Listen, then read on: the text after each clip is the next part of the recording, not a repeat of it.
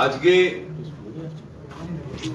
আমাদের বিদ্যুৎ মন্ত্রী আখরুজ্জামান সাহেব, যিনি মুর্শিদাবাদের এমএলএ, এবং নিয়ামত শেখ সাহেব, উনিও মুর্শিদাবাদের এমএলএ, চেয়ারম্যান মুর্শিদাবাদ জেলা, যেটা আমাদের সাংগঠনিক জেলা, তার চেয়ারম্যান।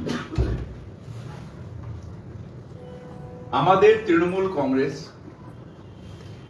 ধর্ম নিরপেক্ষতায় বিশ্বাসী। আমরা বিশ্বাস করি ধর্ম যে যার, উৎসব সবার, এবং বাংলার অঙ্গন, এই অঙ্গনে আমরা সবাই বাংলায় আনন্দে থাকি, উৎসবে থাকি, হৈ হৈ করে থাকি। সব উৎসবে আমরা সবাই সবার কাছে যাই। আমরা যখন ঈদ পালন করি তখন অনেক যারা মুসলিম ধর্মে বিশ্বাসী নন তারাও এসে আমাদের ঈদে সামিল হন। আবার যখন দুর্গাপূজা হয় আমরাও গিয়ে তাদের সাথে আনন্দ করি। এটাই আমাদের সংস্কৃতি বাংলার, এবং সেইটাই তৃণমূল কংগ্রেসের আইডিওলজি, যে আমরা সবাই মিলে একসাথে থাকবো, একসাথে মিলে কাজ করব। তৃণমূল কংগ্রেস একটা ধর্ম নিরপেক্ষ দল।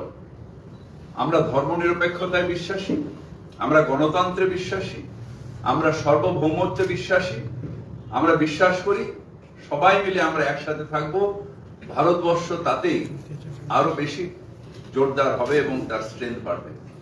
এবং বাংলার আমাদের যারা মহাপুরুষ, সে স্বামী বিবেকানন্দ হোক, কাজী নজরুল ইসলাম হোক, ঠাকুর শ্রী শ্রী রামকৃষ্ণ হোক, রবীন্দ্রনাথ, কবিগুরু রবীন্দ্রনাথ ঠাকুর হোক, সবাই মিলে এইটাই আমাদের শিখিয়ে এসছে যে আমাদের ধর্ম নিরপেক্ষতাই বাংলার রাস্তা। এবং সেইটা ধর্ম নিরপেক্ষতা, সেকুলার আইডিওলজি, এটা নিয়ে আমরা এগোতে চাই। অদ্ভুতভাবে দেখা গেল যে আমাদের একজন সঙ্গী মুর্শিদাবাদে, তিনি থাকেন রেজিনগরে, আর ভরতপুরে তিনি বিধায়ক। হঠাৎ করে বাবরি মসজিদ তৈরি করব কেন?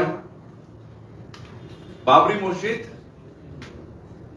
মুঘলের সাম্রাজ্যের বাবর তিনি তৈরি করেছিলেন অযোধ্যার ওখানে। হঠাৎ বাবরি মসজিদ তৈরি করা কেন? বাংলায় কেউ মসজিদ তৈরি করুক, কেউ মন্দির তৈরি করুক, নিজের টাকায় তৈরি করুক, আমাদের কোনো আপত্তি। কিন্তু বাবরি মসজিদ করা অর্থাৎ সেই যে ধর্ম অন্ধতার যে ঘা, বাবরি মসজিদ ডেমোলিশনের মধ্যে দিয়ে ভারতবর্ষের নেতারা তখন বলেছিলেন ভারতবর্ষের সব থেকে কালো দিন, সেইটাকে আবার উস্কে দেওয়া, অর্থাৎ ধর্ম অন্ধতার দিকে সমাজকে ঠেলে দেওয়া। সেই কাজটা তৃণমূল কংগ্রেস বিশ্বাস করে না। আমাদের আবার 6 তারিখেই বা কেন? কেন হুমায়ুন ভাই কেন অন্য নাম দিলেন না? অনেক শহীদ হয়েছেন, তাদের নামে কেন করলেন না? মুর্শিদাবাদে যদি এতই টাকা ওনার কাছে থাকে তাহলে ওখানে অন্য কিছু কেন করলেন না? স্কুল কলেজ কেন করলেন না? কেন শুধু এই সেন্টিমেন্টের উপর? তাহলে বাংলা কি এগোবে না শুধু বাবরি মসজিদ আর রাম মন্দির এর মধ্যে সীমাবদ্ধ থেকে যাবে? না, এটা আসলে বিজেপির একটা অভিসন্ধি, সমাজকে ভাগ করো। যখন দেখলো নেতাদের ইডি সিবিআই করে কিছু করা যাচ্ছে না, বাংলার মানুষ তৃণমূল কংগ্রেসকে সাপোর্ট করছে। যখন দেখলো এসআইআর করে কিছু করা যাচ্ছে না, বাংলার মানুষ তৃণমূল কংগ্রেসের পাশে দাঁড়িয়ে আছে। তখন ডিভিশনাল পলিটিক্স, যেটা বিজেপি বিশ্বাস করে, সেই পলিটিক্সটা আবার সামনে আসার জন্য প্রত্যেক নির্বাচনের আগে একটা দুটো তৃণমূল কংগ্রেস থেকে গাদ্দারকে নিয়ে গিয়ে তারা এই কার্ডটা খেলে। এবার তারা হুমায়ুন ভাইকে ধরেছেন, এবং আমার বিশ্বাস যে বিজেপির কথাতেই এই ডিভিশনাল পলিটিক্স অর্থাৎ সেটা করে। আপনি রেজিনগরে থাকেন, ভরতপুরের বিধায়ক, কেন বেলডাঙ্গায় বাবরি মসজিদ হবে?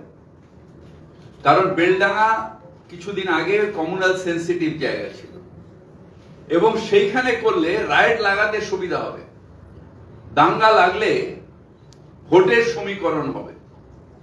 সেই ভোটের সমীকরণে বিজেপিকে সাহায্য করার জন্য আজকে তারা এই কাজটা করবার চেষ্টা করছে। বাংলায় আমরা কঠোর হাতে বলতে চাই যে আমরা এই কমিউনালিজমের দিকে থাকবো না, কমিউনাল রাজনীতিতে আমরা বিশ্বাস করি না। এরপরে আমি আমাদের বিদ্যুৎ মন্ত্রী এই হুমায়ুন কবিরের সম্বন্ধে আরো কথা বলবেন। আমাদের সিদ্ধান্ত হচ্ছে হুমায়ুন, আমাদের যে শৃঙ্খলা রক্ষা কমিটি এর আগে 3 বার আমরা ওনাকে সতর্ক করেছিলাম, এখন আবার উনি এইটা করছেন।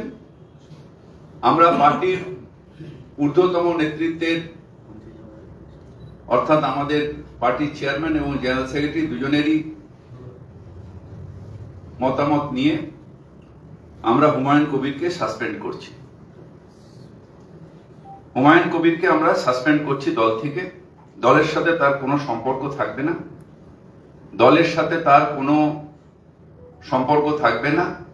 তার কারণ যারা ধর্ম নিয়ে রাজনীতি করে, ডিভিশনাল পলিটিক্স করে, মানে ধর্ম নিয়ে মানে ডিভিশন ভাগ করার চেষ্টা করে, তাদের সাথে দল কোনো সম্পর্ক রাখবে না।